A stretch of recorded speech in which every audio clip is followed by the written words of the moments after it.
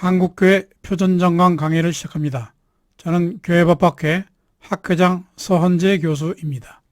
이 강의는 일문 일답식으로 사례 중심으로 가급적 지루하지 않게 진행하겠습니다. 한국교회 표준정강은 2019년 7월에 저희 학회가 총 6개장 68개 조항 부칙 2조항으로 구성된 것입니다. 서장 교회 정관이란 무엇인가부터 시작해서 1장, 2장, 3장, 4장, 6장으로 되어 있고요. 이 순서대로 강의를 진행합니다. 저희 강의는 파워포인트 중심으로 진행하는데 총 400장 정도로 지금 되어 있고요. 지금 예정으로는 30회 내지 40회로 나눠서 유튜브 강의를 진행할 생각입니다. 이 표준정관은 교회법학회 홈페이지에 들어가시면 구할 수 있습니다. 이 표준정강 강의는 학회 미니 홈피 이렇게 생겼습니다. 처치앤로 여기에 차례대로 이렇게 정리해서 게재했습니다. 여기 보시면 6개 방으로 되어 있는데요. 여기 표준정강 방을 들어가시면 이런 식으로 쭉 이제까지 한 것을 다시 이렇게 체계적으로 볼 수 있도록 정리했습니다. 요 처치앤로는 플레이스토어에 들어가서 처치앤로를 치시면 스마트폰 앱을 설치하고요. 그 다음에 컴퓨터를 이용하시는 분은 크롬에서 처치앤노.kr을 치시면 바로 미니 홈피에 들어가서 이용할 수 있습니다. 이 표준정강 강의가 한국교회 화평과 자유에 기하기를 기도합니다. 한국교회 표준정강 제27번째 강의, 오늘은 교회 재산의 관리와 보존에 대해서 설명드리겠습니다. 제40조 교회 재산의 관리와 보존 1항 교회 재산의 관리 보존 행위는 당회에 위임한다. 교회 재산을 위한 소송은 당회에 위임하며 당회 결의를 교인총회 결의로 간주한다. 이 교회 재산의 관리와 보존 요기에 관해서 우리 민법 제276조는 총유물의 관리 처분에 대해서 지난번에 공부를 했고요.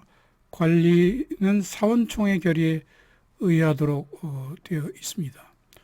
다시 말하면 관리 행위도 상인총회 결의를 하도록 되어 있는데, 이 과연 이제 타당하냐 하는 데 대해서는 이제 많은 비판이 제기되고 있습니다. 왜냐하면 관리 및 보존이라고 하는 것은 뭐냐면 재산의 멸실, 훼손을 방지하고 이제 가치를 보존하는 행위죠. 가장 대표적인 예는 이제 교회 건물의 수리 같은 게 되겠습니다.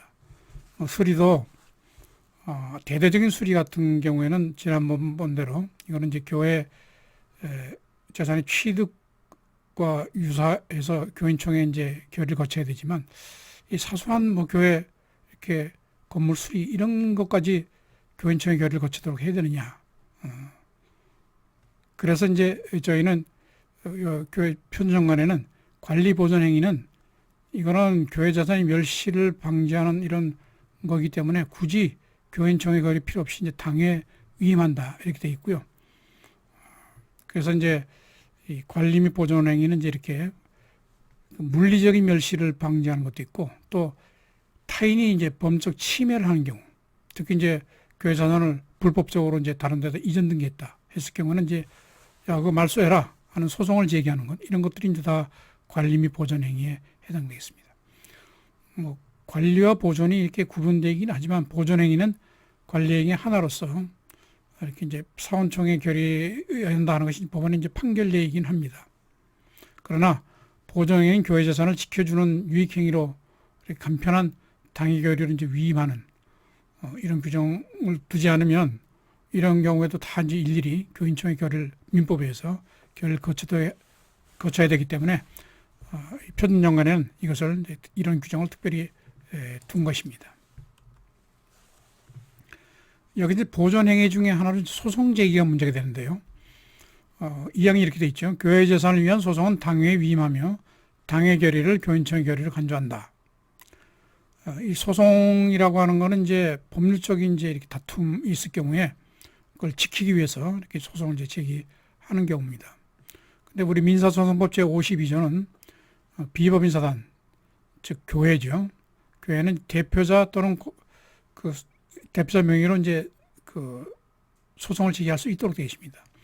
대표자 명의로 할 수 있지만 그걸 소송을 제기하는 경우에는 이제 반드시 교인총회 결의를 요하도록 하는 것이 이제 우리 법원 판결인데요. 이게 사실 굉장히 이제 이 판결이 타당하냐는 것에 대해서는 많은 비판이 있습니다. 왜냐하면 대형 교회에서는 소송 하나 제기하는데 뭐 교인총회를 해야 된다. 굉장히 총회 개최가 어렵죠. 그리고 이제 보존 행위로서 소송 제기라든가 다른 데서 이제 교회를 향해서 소송을 제기했을 때 거기에 이제 맞대응하는 이런 것까지를 다 일일이 교인총회 결의를 거쳐야 되도록 하는 것은 굉장히 문제가 있다. 그래서 이것을 당해 결의로 이렇게 표준장관에서는 정했습니다. 이 사례를 한번 보죠.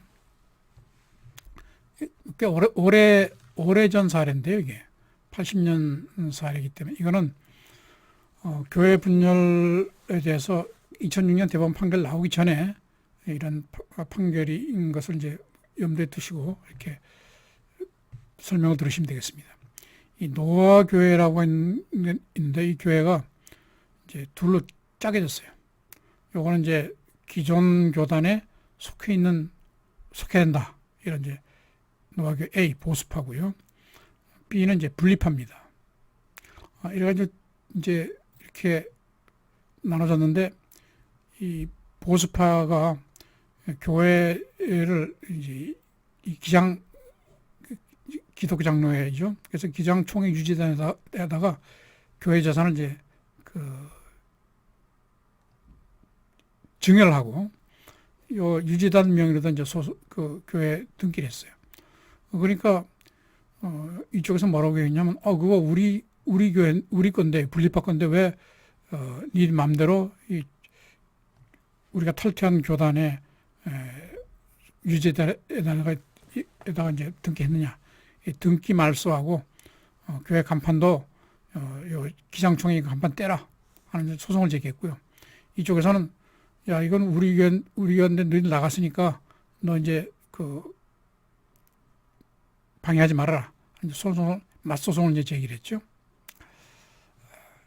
근데 문제는 이제 소송을 제기를 했는데 이 소송 제기에 교인총회 결의가 있었느냐 하는 것이 문제가 됐습니다. 그래서 법원 판결은 이렇게 되어 있습니다. 기독교 단체인 교회에서 교인들의 연보, 헌금, 기타 교회 수비로 이룬 재산은 그 교회 교인들의 총회에 속하고 총물의 보존에 대해서는 민법 221항의 총회 결의를 거쳐야 된다. 아까 우리가 봤죠? 민법 여기 276조 여기 보면 관리 이제 이게 소송이 관리에 해당하는 것이 이거는 사원총회 결의에 의하도록 이렇게 되어 있었습니다. 그래서 이제 요 규정을 근거로 소송 제기는 이건 무효다 이렇게 이제 주장을 했습니다.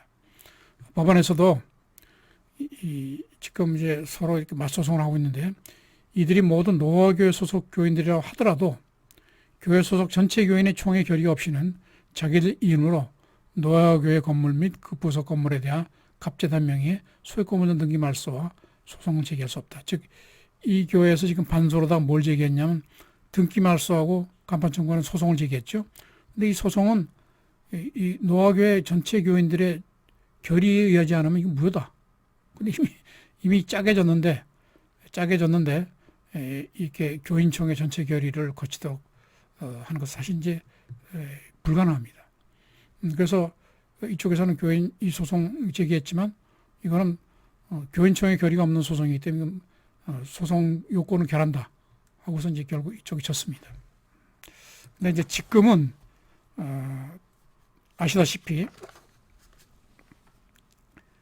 2006년 대법원 판결에 의해서 총유설이 아니고 3분의 2 다수가 차지하는 그 다수 교인들이 만약 이쪽에 있으면 교회 건물은 소유권은 이쪽에 소송되기 때문에 여기서 소송 제기해서 말소해라 하게 되면 거기 이제 당연히 따라야 되는 것입니다.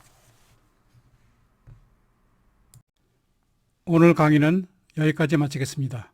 저는 현재 중앙대학교 명예교수이고 중앙대학교 대학교의 목사로 심우하고 있습니다. 한국교회법학회 학회장을 맡아 있고요. 개신대학원대학에서 장로교 헌법과 정치를 강의하고 있습니다. 장시간 함께 해주셔서 감사드리고 다음에도 꼭 참여 부탁드립니다. 감사합니다.